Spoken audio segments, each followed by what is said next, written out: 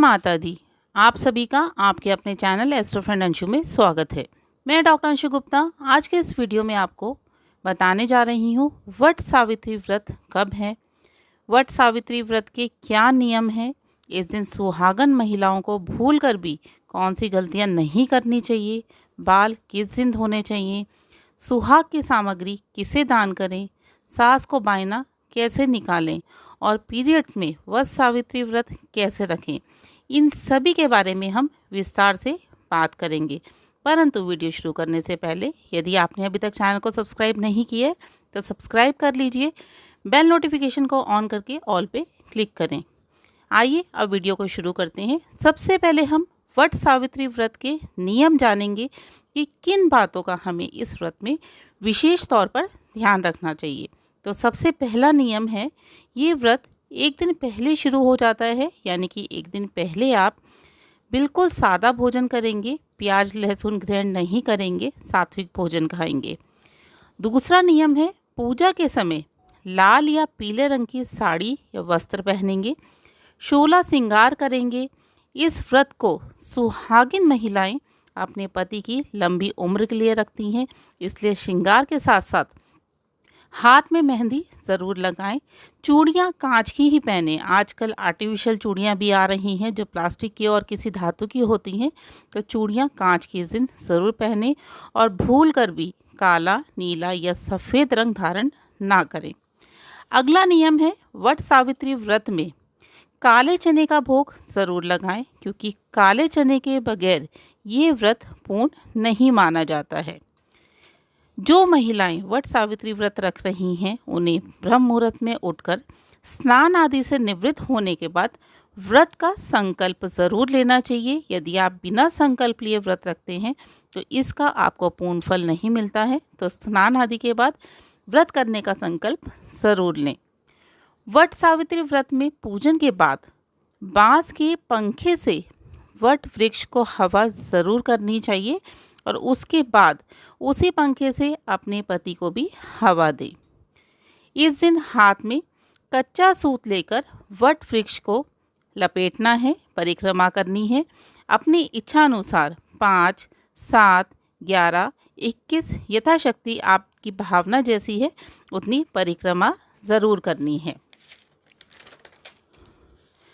ऐसा करने से माँ सावित्री का आपको आशीर्वाद मिलता है।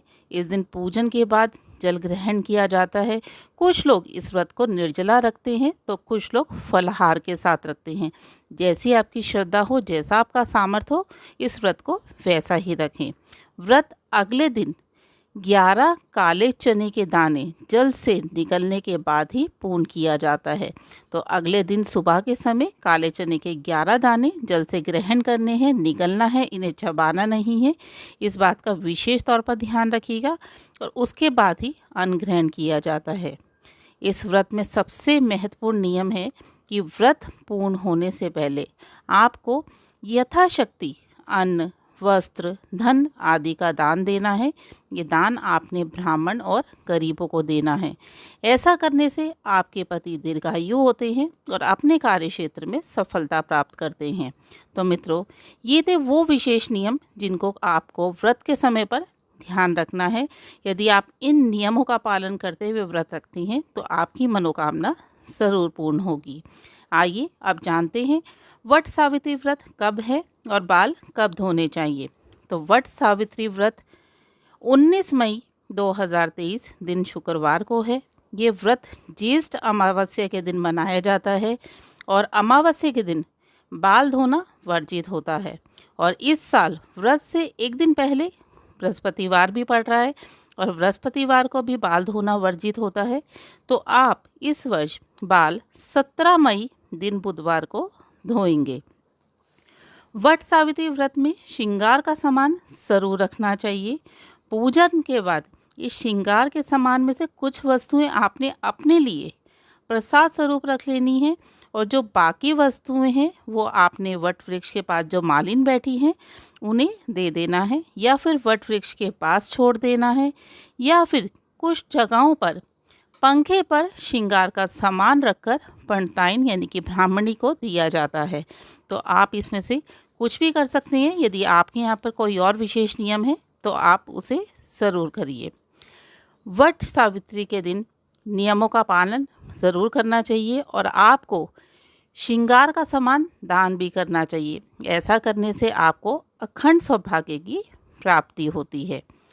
अब हम जानते हैं कि सास का बायना किस प्रकार से निकाला जाता है, कैसे करना चाहिए। तो सास को बायने में बायना देना बहुत ही अति आवश्यक है। इस दिन पूजन के बाद सास को बायना दिया जाता है, जिसमें आप वस्त्र, श्रृंगार, पक्का भोजन, गुलगुले और काले चने ज़रूर दें। इसके साथ यथाशक्ति धन भी ज़रूर दें। ये बायना आपने अपनी सास को देना है और उनसे पैर छू के आशीर्वाद लेने हैं। अब सबसे महत्वपूर्ण प्रश्न तो बहुत सारी महिलाओं के मन में रहता है कि यदि ऐसी स्थिति में पीरियड्स हो गए हैं तो क्या वो व्रत रखें या नहीं रखें। कई बार ऐसी सिचुएशन हो जाती है कि वो पूछ भी नहीं पाती हैं। तो यदि आप ये व्रत पहली बार शुरू कर रहे हैं तो ऐसी स्थिति में आप व्रत नहीं रखेंगे, आप अगले साल से इस व्रत को उठाएंगे, क्योंकि ये व्रत एक बार शुरू करने के बाद बीच में नहीं रोके जाते हैं। और यदि आप ये व्रत पहले से कर रहे हैं और आपको पीरियड्स हो गए हैं तो ऐसी स्थिति में आप पूजा नहीं करेंगे, किसी चीज़ को हाथ नहीं लगाएंगे, पर व्रत ज़रूर रखेंगे। आपके परिवार में कोई और सदस्य यदि ये व्रत रख रहा है तो आप अपनी सामग्री उन्हें दे देंगे, आपकी तरफ से वो पूजा करेंगे। आपको मानसिक पूजा करनी है, किसी भी चीज़ को टच नहीं करना है।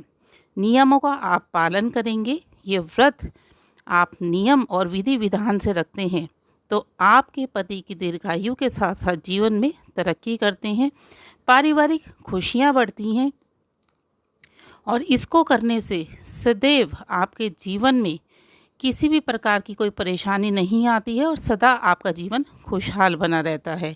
तो उम्मीद करती हूँ ये जानकारी आपके लिए लाभकारी साबित होगी। वीडियो अच्छा लगे तो लाइक ज़रूर करें, शेयर करें और यदि आपका कोई प्रश्न है तो कमेंट करें। जय माता दी। आपका दिन शुभ हो।